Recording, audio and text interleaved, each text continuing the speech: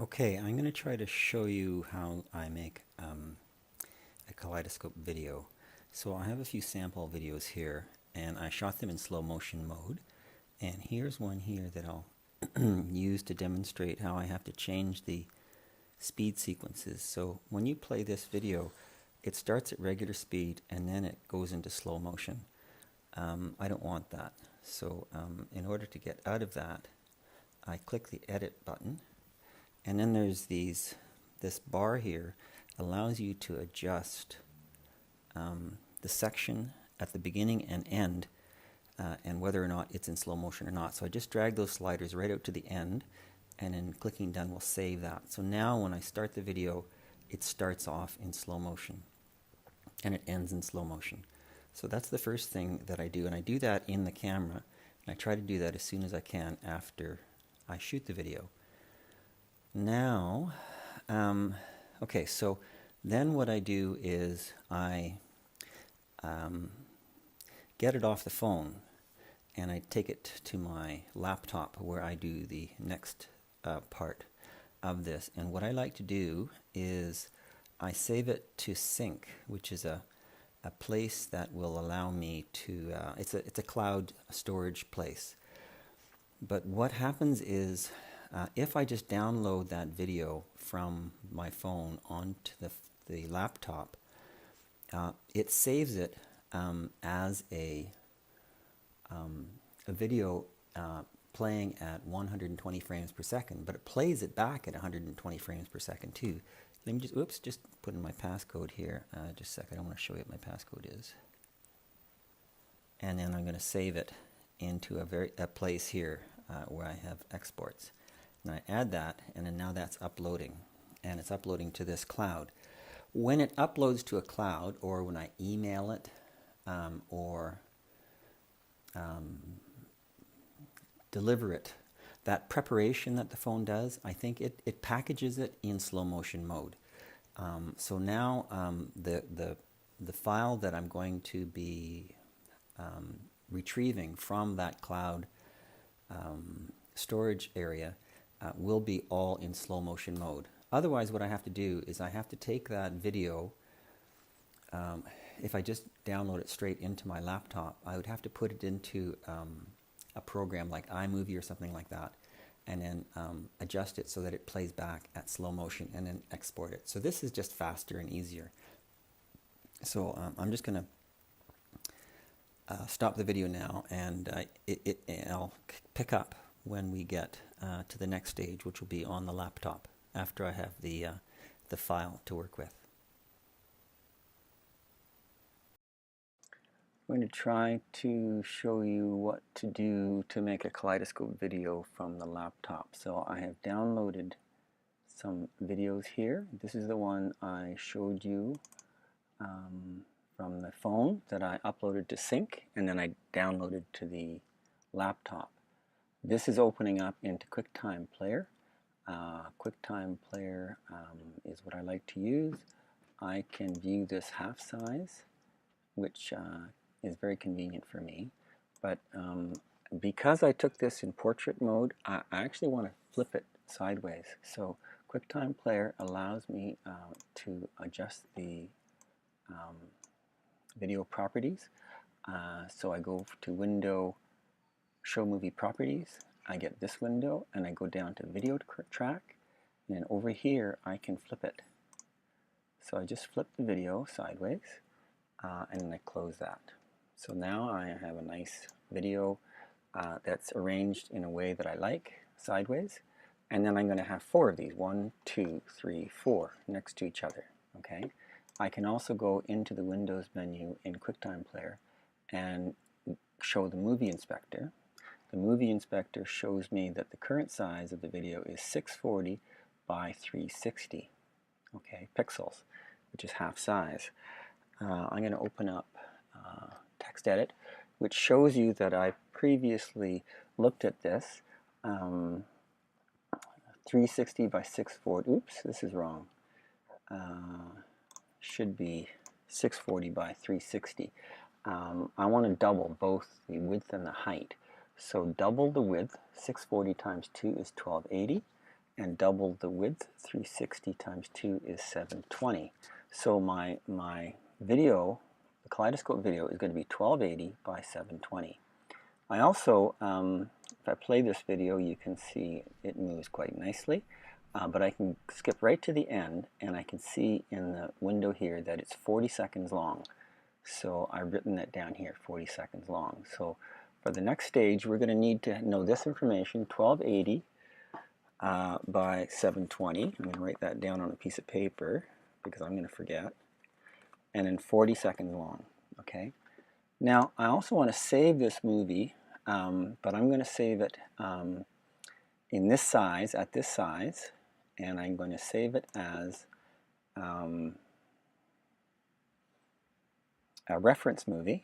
Down here is a reference movie, so an external movie required to play this movie. It's going to be using the original as a reference for the final, and I'm just going to save it in the same place, and I'll just indicate that it is 640 by 320, just so I can remember, and that it is a reference video. And that will also change the name, so it's going to be seen differently, okay? So there it is there, this reference movie, and I'll use that to make the video. If I open it up, you'll see it's sideways in the way I want it and the size I want it, okay? Whereas if I opened up the original again, it would be the big version and it won't be turned sideways. So this one is packaged now for how I want to use it in the next stage, which uses After Effects. So I'll go over to After Effects, and this is a blank screen. I'm going to have a new composition, okay, and we can call it Kaleidoscope, and here is the width and height of the screen. It's already set to 1280, but this I have to change to 720, okay, and then down here is the duration of the video. I'm going to change this to 40 and this to 0. So that's just 40 seconds long, 30-second frame rate, 1280 by 720. Okay. Background color is black, probably doesn't matter. And I click OK. Now I take the video that I prepared. Oops. I might have to drag it into this little screen here. And it loads it up. Go back to After Effects. It loads it up in this little work window here. Now, if I drag this onto the stage, it sort of will sort of snap into position, which is quite good. And I'm going to snap it into that corner, and that automatically aligns it in that corner really beautifully. If I move it out of that corner, it won't snap back. I've lost the snapping capability. It only snaps the first time. So I'm actually going to delete that and then drag it in again because I like the snap. Okay, so I just snapped it in there. And then I'm going to drag in another one, and I'm going to snap it in there, and it lines up perfectly. This one is still active, so while it's active, I'm going to go into the Layer, Transform, and then I'm going to flip the horizontal. You see how it made it flip? Beautiful. And now I'm going to drag in another one here, snap to that position perfectly, and this layer I'm going to transform by flipping vertically. And then one more, flip it, put it in here, and this one I'm going to have to transform by flipping it both horizontal and vertical. Okay, so now it's pretty much done. I can play it here if I want, but I don't need to play it. It looks fine. That's all I need to do. So I'm going to stop that. And now I'm just going to save it. So I go up to File and Export, and then Add to the Render Queue. Add it to the render queue. You might have to play with your settings. I've got the best settings here for rendering. The output module, I find I always have to click this audio thing if I want the audio, and I'm going to bump up the audio to as high as I can get it and then click OK. And then where do I save it to? I'm going to save it to, oh, not there. I'm going to go back to, let's see, where was I? Folder. instructions to this folder here, and then this is test. Okay, and then I save that, and it'll make it as a QuickTime movie. And then I just click render, and that should actually do it. And you can see it sliding across here on the rendering, and I'm not gonna make you wait through that, or maybe I will. It's not going too long. You can actually see the video transforming and moving through its stages. It's going a little slower because you know, the computer's doing a lot of work while it's rendering this. It's probably going to play much faster towards the end.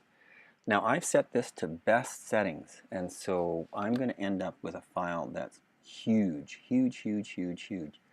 But it's going to be very high quality. I find that it works best if I start with the highest quality at this stage, and then this huge file I'm going to compress back down, making it an MP4 video. And I use QuickTime for that, and maybe I can show you how I do that as soon as this render is done. Then that MP4 file is sent to Vimeo, and then it's done. It's a very quick, and this is a lovely time because this is the first time I actually see the kaleidoscope and see what the kind of shapes and forms I'm going to get through the kaleidoscope. So it's quite exciting here, but it's a bit slower than what you're going to see. When I shoot, I usually shoot in slow motion mode because that smooths out the handshake that you get from a handheld camera. So that's what I find works best. Okay, so that's done, and I should have that here now. Where is it?